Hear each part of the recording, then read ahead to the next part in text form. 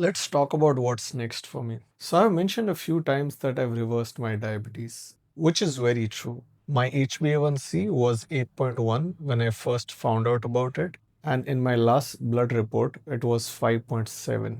Through the CGM data 2 weeks ago, it was 5.5 or 5.6. But is it the best HbA1c that you can achieve? It has to be somewhere between 4.8 to 5.1. Even though I'm not diabetic, even though I'm not pre-diabetic, I don't have the healthiest HbA1c.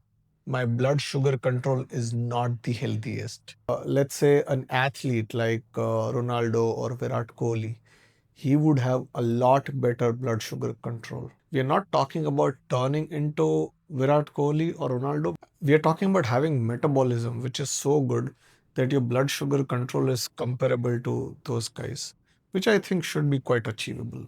So this is a video I've been wanting to create since quite a bit of time. We are going to talk about what stage I'm in. Here I have an in-body test of mine.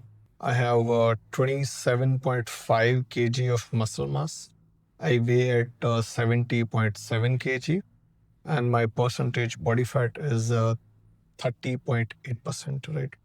So this is not very good. If you look at the image, I'm in the over range, right? My body fat percentage is more than what should be. It's more than normal. If you want to live a healthy life, what is the optimal body fat percentage?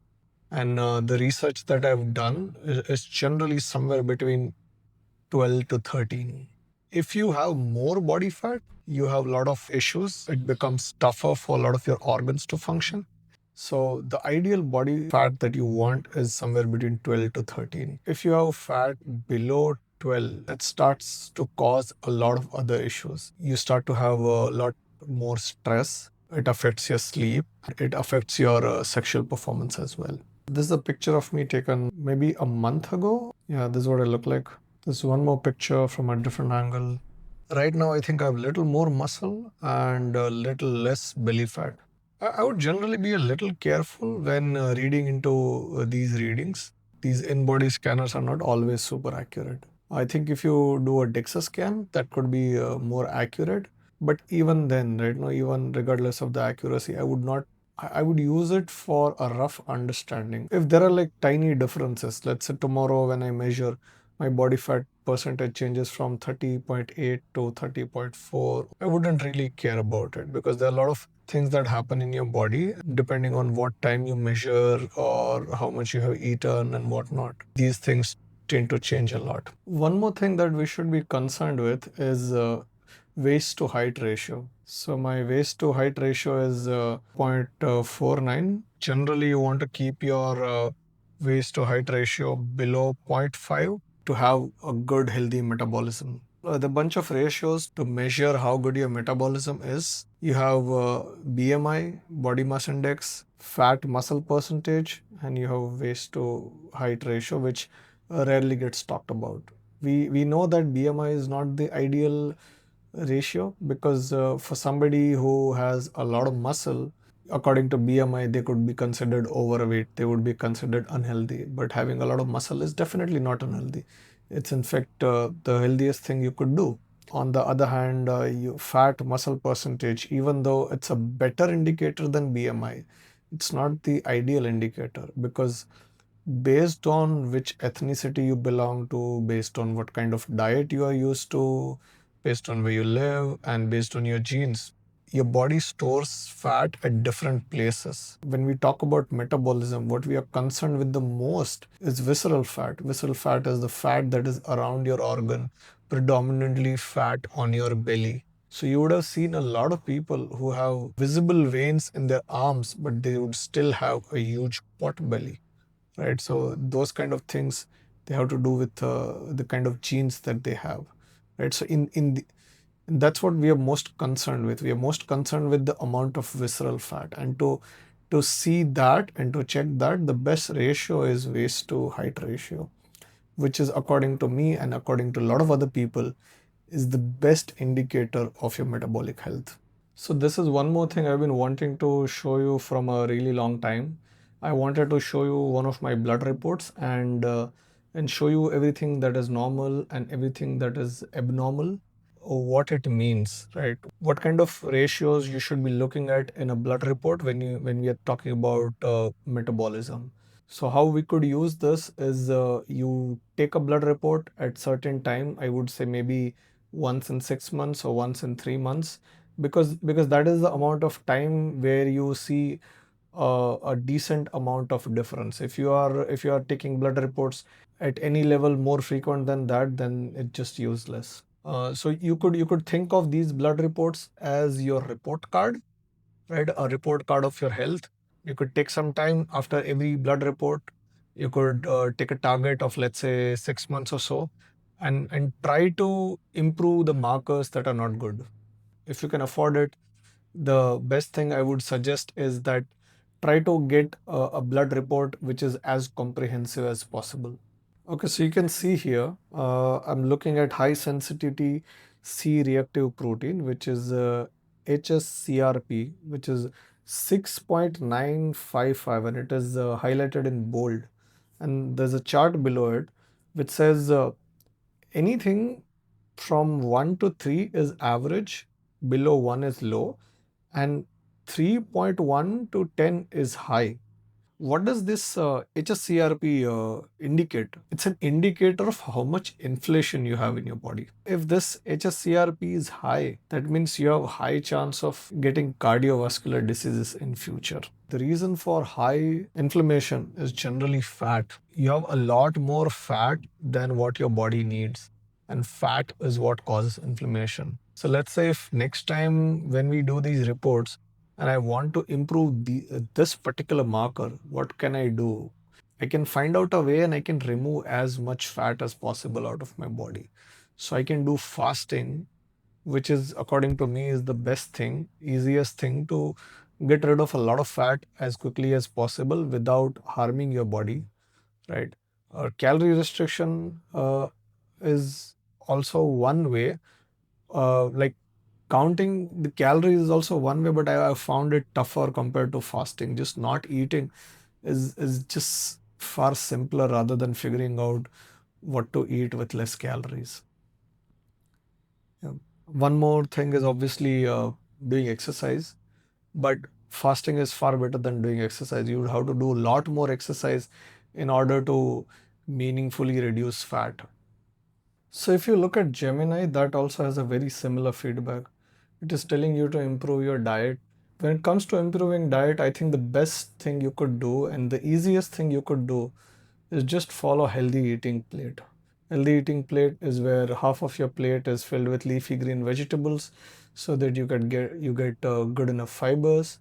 One quarter is protein, that is paneer, chicken, tofu, tempeh, fish, and the last quarter should have some amount of healthy carbs, healthy fats, nuts and seeds, oil.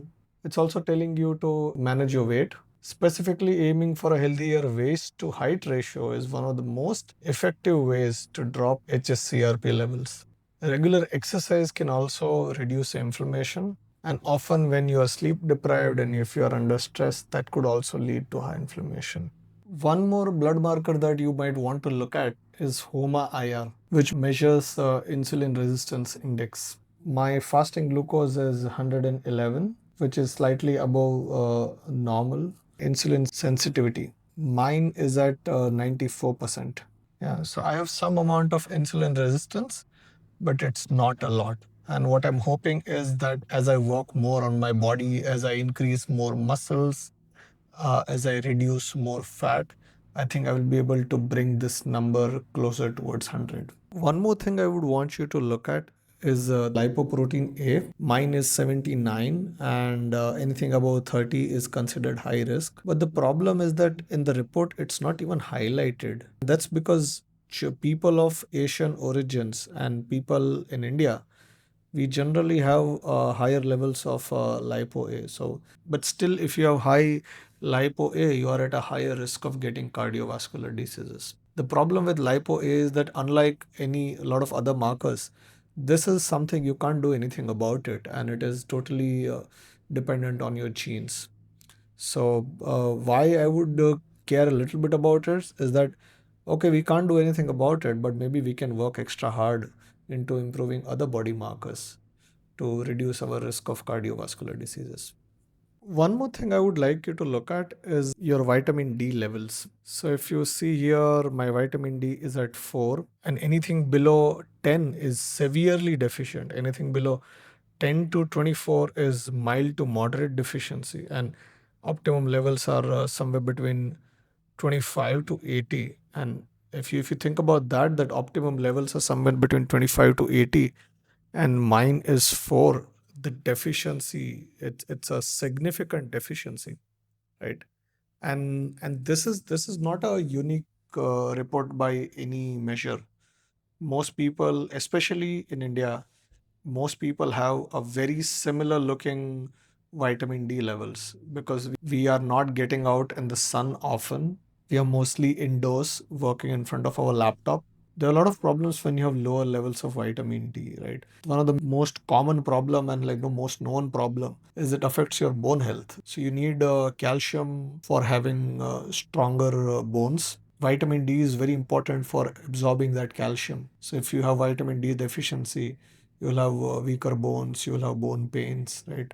It affects your immunity, it affects your metabolic health, it affects your mental health. And the thing with vitamin D is, I think the best thing you could do, if you could go out in the sun more often, that could be useful. But it's not the most practical thing to do. It's a bit more challenging thing to do as well. So the best thing and easiest thing you could do is just take tablets of vitamin D, take like one tablet a week, and I think that should fix the problem. And now, what do I want to do? I want to go on a journey where I transform myself. I not just want to transform the way I look, but I also want to transform all of my blood markers. I want to get rid of the blood markers that indicate high inflammation, insulin insensitivity. I want to improve the vitamin D blood marker. I want my blood to look as healthy as possible. And I also want to put on a lot of muscles because that's the best way to keep myself in insulin sensitivity for a foreseeable future. So I want to look from something like this, which is what I roughly look like right now, and I want to go to something like this, which is, I understand that it's a tough ask and it might take time. I'm ready for it. I'm going to document myself doing this transformation. I'm going to document some initial days of all the things that I do in a day, and we'll see what we do after that. Yeah, we'll check on every day, and I'll come back when I have my next blood report. I hope you stick around for that.